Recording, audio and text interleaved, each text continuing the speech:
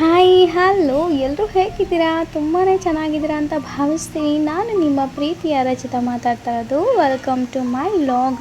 ಇವತ್ತು ತಿಂಡಿಗೆ ಚಪಾತಿ ಮಾಡೋಣ ಅಂತ ಚಪಾತಿ ಕಲಸಿಟ್ಟಿದ್ದೀನಿ. ಸೊ ಚಪಾತಿಗೆ ಕಾಂಬಿನೇಷನ್ನಾಗಿ ಬೀಟ್ರೂಟ್ ಪಲ್ಯ ಮಾಡೋಣ ಅಂತ ಹೇಳಿ ಬೀಟ್ರೂಟ್ ತುರಿದು ಇಟ್ಕೊಂಡಿದ್ದೀನಿ. ಒಂದು ಪ್ಯಾನ್ ತೊಗೊಳ್ಳಿ, ಸ್ವಲ್ಪ ಎಣ್ಣೆ, ಸಾಸಿವೆ,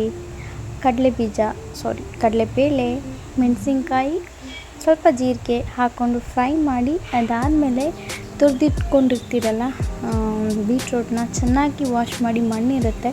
ಸೊ ಅದನ್ನು ಚೆನ್ನಾಗಿ ವಾಶ್ ಮಾಡಿ ತೊಳೆದ್ಬಿಟ್ಟು ತುರ್ಕೊಳ್ಳಿ. ಆ ತುರ್ಕೊಂಡಿರುವಂಥ ಬೀಟ್ರೂಟ್ ತುರಿನ ಇದ್ರೊಳಗಡೆ ಹಾಕ್ಕೊಳ್ಳಿ. ಸ್ವಲ್ಪ ಕಾಯಿ ಹಾಕಿ, ಉಪ್ಪು ಹಾಕಿ, ತುಂಬಾ ಟೇಸ್ಟಿಯಾಗಿರೋ, ತುಂಬ ಹೆಲ್ದಿಯಾಗಿರೋ ಅಂಥ ಬೀಟ್ರೂಟ್ ಪಲ್ಯ ರೆಡಿ ಆಗುತ್ತೆ. ಇದು ಬೀಟ್ರೂಟಿಂದ ನಮಗೆ ಬ್ಲಡ್ ಕೂಡ ಇಂಪ್ರೂವ್ ಆಗುತ್ತೆ. ಸೊ ಐರನ್ ಕಂಟೆಂಟ್ ಕೂಡ ಹೇರಳವಾಗಿರುತ್ತೆ ಈ ಬೀಟ್ರೂಟಲ್ಲಿ.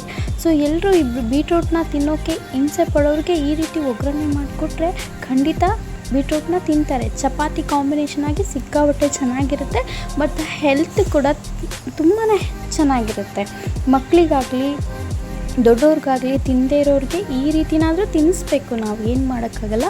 ಸೊ ಹಾಗಾಗಿ ಅಂದರೆ ಸಿಕ್ಕಾಪಟ್ಟೆ ಟೇಸ್ಟಿಯಾಗಿರುತ್ತೆ. ಸುಮ್ಮನೆ ತಿನ್ನದೇ ಇರೋರು ತಿಂತಾರೆ ಅಂತ ಹೇಳ್ತಾ ಇದ್ದೀನಿ, ಆಯಿತಾ? ಬೇಡ ಅಂದರೂ ಬಿಡಬಾರ್ದು, ಆ ರೀತಿ ತಿನ್ನಿಸ್ಬಿಡ್ಬೇಕು. ಬಿಕಾಸ್ ಈ ಬೀಟ್ರೂಟಲ್ಲಿ ಅಷ್ಟು ವಿಟಮಿನ್ಸ್, ಪ್ರೋಟೀನ್ಸ್, ಮಿನರಲ್ಸ್ ಎಲ್ಲನೂ ಇರುತ್ತೆ, ಮತ್ತು ಬ್ಲಡ್ ಇಂಪ್ರೂವ್ ಆಗುತ್ತೆ, ಐರನ್ ಕಂಟೆಂಟ್ ಇದೆ ಇದರಲ್ಲಿ. ಸೊ ಹಾಗಾಗಿ ತಿನ್ಬೋದು, ತುಂಬ ಟೇಸ್ಟಿಯಾಗಿರುತ್ತೆ ಮಾತ್ರ.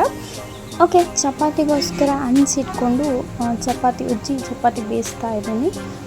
ಸಾಂಬಾರಿಗೆ ಏನು ಮಾಡಬೇಕು ಅಂತ ಯೋಚನೆ ಮಾಡ್ತಾಯಿದ್ದೆ. ಮೂಲಂಗಿ ಸಾಂಬಾರು ಮಾಡೋಣ ಅಂತ ಹೇಳಿ ಮೂಲಂಗಿ ಕೂಡ ಕಟ್ ಮಾಡ್ಕೊಂಡು ಇಟ್ಕೊಂಡಿದ್ದೀನಿ.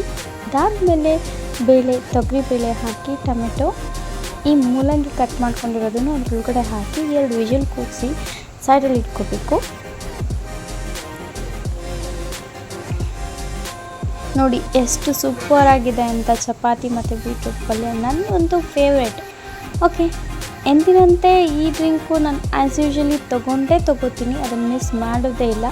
ಇಲ್ಲಿ ಸಾಂಬಾರಿಗೋಸ್ಕರ ಎಲ್ಲ ಬೇಯೋಕ್ಕೂ ಇಟ್ಟಿದ್ದೀನಿ.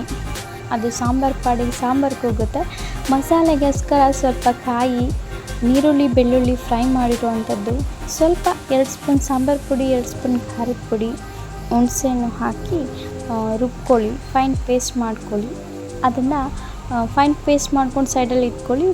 ಒಂದು ಪಾತ್ರೆಯಲ್ಲಿ ಎಣ್ಣೆ, ಸಾಸಿವೆ, ನೀರುಳ್ಳಿ ಹಾಕ್ಕೊಂಡು, ಬೆಳ್ಳುಳ್ಳಿ ಹಾಕ್ಕೊಂಡು ಒಗ್ಗರಣೆ ಹಾಕ್ಕೊಳ್ಳಿ. ಆ ಪೇಸ್ಟ್ನ ಅದರೊಳಗಡೆ ಹಾಕ್ಕೊಂಡು, ಮತ್ತು ಬೆಂದಿರೋ ಅಂಥ ಮೂಲಂಗಿ ಬೇಳೆನ ಅದರೊಳಗಡೆ ಹಾಕಿ ಚೆನ್ನಾಗಿ ಕುದಿಸಿ ಉಪ್ಪು ಹಾಕಿ, ಅಲ್ಲಿಗೆ ಸಾಂಬಾರು ರೆಡಿ ಆಗುತ್ತೆ. ತುಂಬ ಟೇಸ್ಟಿಯಾಗಿರೋದು.